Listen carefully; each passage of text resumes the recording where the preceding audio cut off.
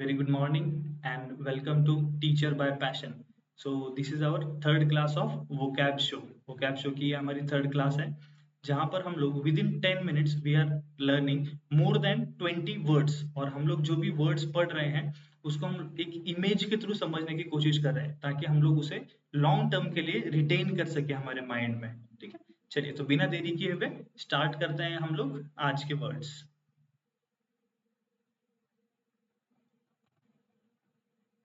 तो first word for today is besiege। कौन सा वर्ड है आज के लिए? सबसे फर्स्ट इज besiege। ये स्पेलिंग पॉइंट ऑफ व्यू भी बहुत इंपॉर्टेंट है। इसकी स्पेलिंग जो है बहुत बार एग्जाम में पूछी जाती है। तो ये स्पेलिंग दी जाती है SEIGE। ठीक है, सीज। तो ये जो सीज है दिस इज डिफरेंट और SEIZE आता है, दिस सीज इज डिफरेंट। सो आज हमें कौन सा देखना है? बीसीज। इसका स्पेलिंग अच्छे से देख लेना, एग्जाम में बहुत बार पूछा जा चुका है। सो बीसीज का मीनिंग क्या होता है? Surround a place with armed forces in order to capture it और फोर्स इट सरेंडर। किसी को भी घेर लेना। यहाँ पर आप इमेज में आप देख पा रहे होगे। ठीक है, ये जो पर्सन है इसको क्या किया है? चारों तरफ से घेर लेना। सो चारों तरफ से घेर लेना इसका मतलब होता है बिसीज। बिसीज। और ये जो सीज होता है इसका मतलब क्या होता है? जब्त कर लेना कोई भी चीज। For example drugs were seized from Aryan Khan.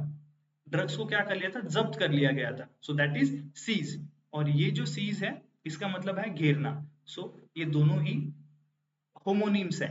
ठीक है, सुनने में या फिर ये साउंड सेम करता है बट दोनों का स्पेलिंग जो है that is different. So vocabulary point of view भी इंपॉर्टेंट है और स्पेलिंग पॉइंट ऑफ व्यू भी आपके लिए बहुत ज्यादा इंपॉर्टेंट है। और एक वर्ड होता है इसी के साथ याद कर सकते हो, seize.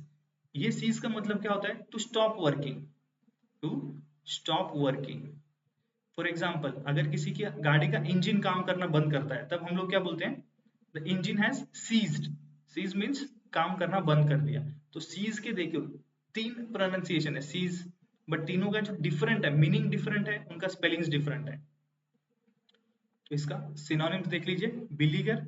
बिलीगर means causing difficulty. Causing difficulty. Difficulty. Surround कर लेना, घेर लेना, ब्लॉकेड। ठीक है, चलिए तो इसके एंटोनिम्स क्या हो जाएगा? असिस्ट करना, हेल्प करना, एड करना। ये सारे इसके क्या हो जाएंगे? एंटोनिम्स, अपोजिट वर्ड्स हो जाएंगे। So understood the word besiege. So image के थ्रू आप लॉन्ग टर्म के लिए याद रख सकते हो। Next word is resilience। resilience। resilience means what? The capacity to recover quickly from difficulties।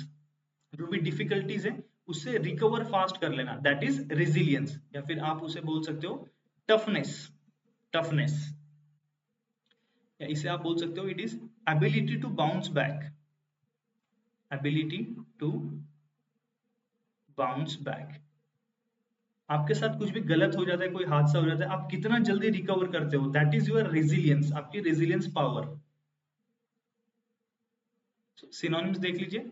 Elasticity, spring, it's toughness या प्लायबिलिटी। ये सारे इसके सिनोनिम्स हो जाएंगे। फॉर एग्जांपल आपने जो रबर देखा होगा, रबर जो होता है तो आप उसे जितना स्ट्रेच करोगे उसमें रेजिलियंस पावर इतनी होती है कि वो अपने ओरिजिनल शेप में आने की कोशिश करता है, दैट इज रेजिलियंस। सो आपके अंदर कितना रेजिलियंस है।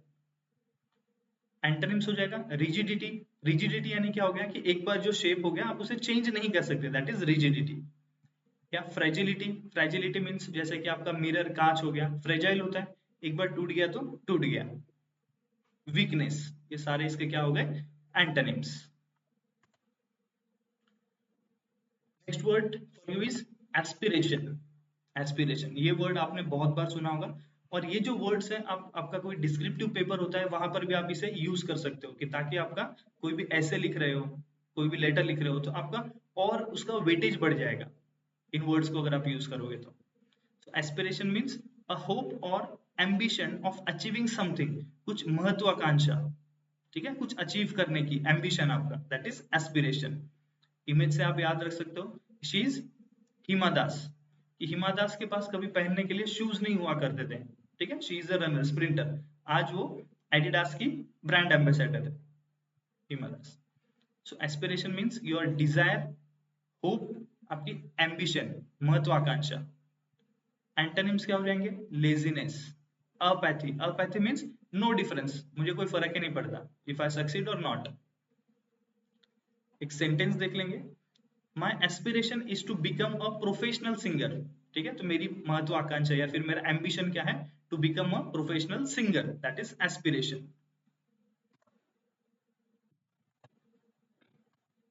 Next word is macabre. Next word is macabre. Macabre means disturbing because concerned with or causing fear of death, कुछ डरावना। ठीक है, डरावना, fearful, you can say macabre means fearful। अब इसका प्रोनाउंसिएशन कबर से भी याद कर सकते हो, कुछ डरावना, fearful। ठीक है, सो सिनोनिम्स क्या हो जाएंगे? घासली, ग्रीसली, हॉरिड, ग्रूसम। ये सारे इसके क्या हो गए? सिनोनिम्स हो गए, डरावना। एंटोनिम्स क्या हो जाएंगे? Pleasant, cheerful. सेंटेंस में अगर हम यूज करेंगे तो कैसा आएगा? A macabre series of murders, murders की एक डरावनी series. Next word is unleash. Unleash, unleash means to release, to get loose, खोल देना। ठीक है, बेड़ियों को खोल देना, that is unleash. Unleash your true potential, हम लोग बहुत बार बोलते हैं कि किसी भी आदमी को अगर आप पकड़ के रखोगे, जकड़ के रखोगे, तो वो मूवमेंट नहीं कर पाएगा या उसे जो करना है वो कर नहीं पाएगा। जब आप उसकी बेड़ियां, साकली को जब खोल दोगे, सो वो क्या हो जाएगा? Free. So to get free, किसी को भी फ्री कर देना, अनलिश कर देना। ठीक है, दैट इज अनलिश। तो यहाँ पर आप देख सकते हो कि ये जो शैकल्स है, ये जो चेन है, इसे तोड़ दी गई है, दैट इज अनलिश। बहुत बार आपने वर्ड सुना होगा, unleash your true potential. So इस इमेज से आप याद रख सकते हो, unleash. Unleash means to liberate, to free, unlock या रिलीज। इसके एंटोनिम्स क्या हो जाएंगे? टू रिस्ट्रेन, किसी को भी पकड़ के रखना, जकड़ना, कन्फाइन, क्लोज स्पेस में बंद कर देना, या बाइंड, कोई भी बंधन डाल देना। ठीक है, सो अनलिश का मीनिंग समझ में आया सभी को? चलो, वेरी गुड। तो आज के हमने जो 5 वर्ड्स और उसके साथ एंटोनिम्स और सिनोनिम्स हमने कवर कर लिए रिवीजन के लिए।